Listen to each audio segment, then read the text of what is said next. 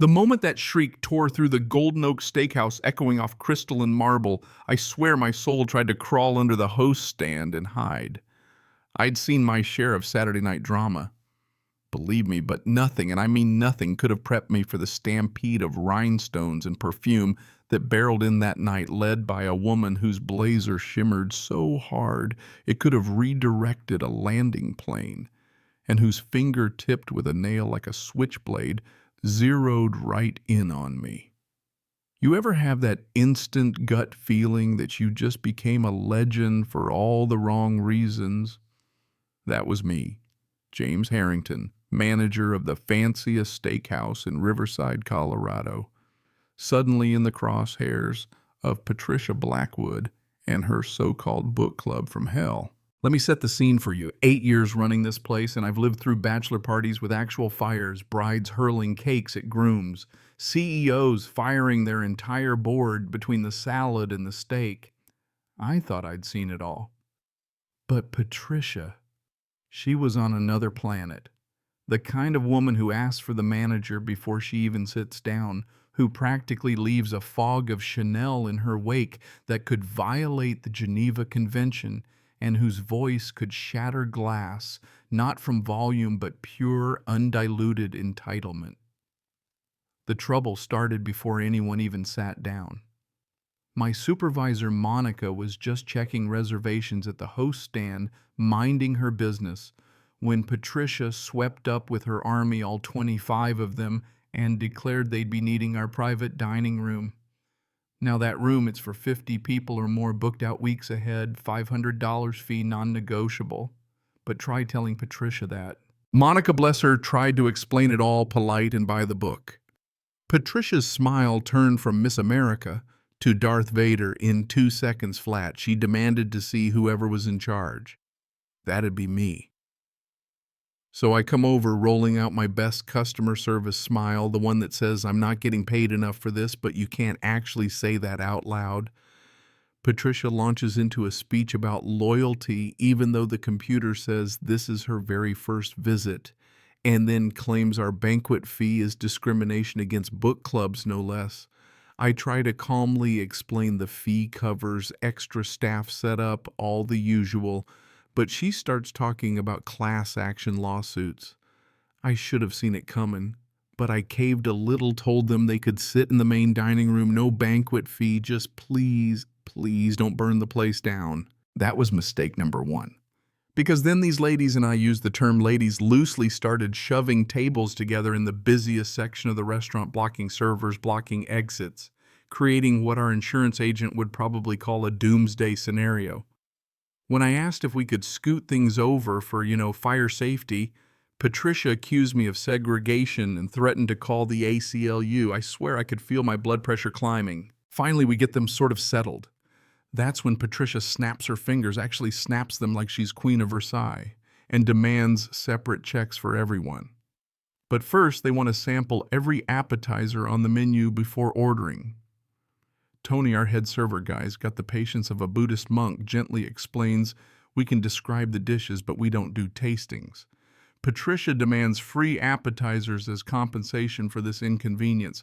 When Tony declines, she asks for his full name and employee number, saying she'll report him to corporate.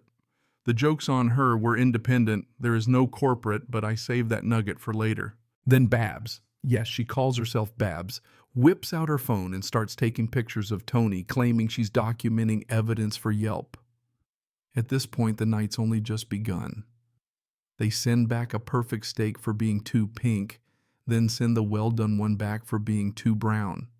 The water's too cold, the bread's too fresh, the light's too dim, even though they begged us for ambience. Patricia berates 3 servers in a row, asks one about the cacao percentage in the chocolate sauce like she's Gordon Ramsay, then calls another lazy for not refilling 25 water glasses in under 30 seconds. But here's where things really go off the rails. The wine. Patricia insists on tasting every red on the list, swirling, sniffing, turning her nose up at each, and burning through nearly $200 in open bottles before declaring our entire wine list inferior.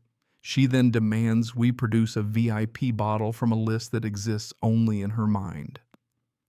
When I explain as kindly as I can that there's no secret stash, she threatens to report us to the BBB, the health department, and somehow, for reasons known only to her, the Department of Homeland Security. Meanwhile, the rest of the book club is in rare form.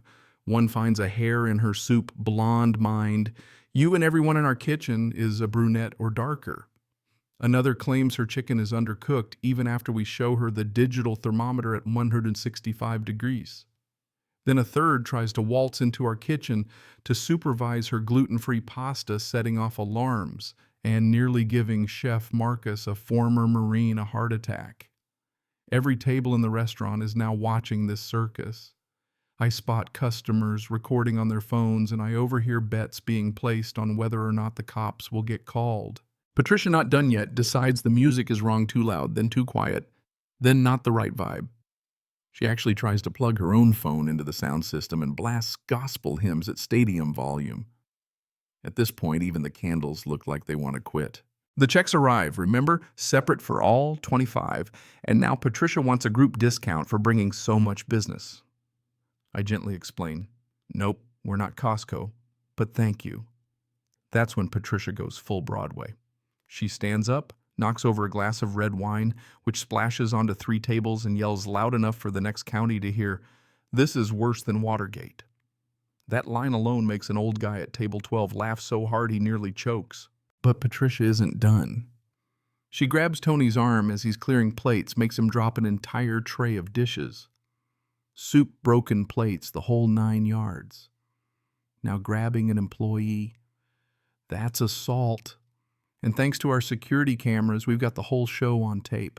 So I call the police. Patricia's screaming about making a citizen's arrest on Tony for destroying her property, meaning the soup on her friend's handbag that she caused. The cops arrive, absolute pros. You could tell this wasn't their first rodeo.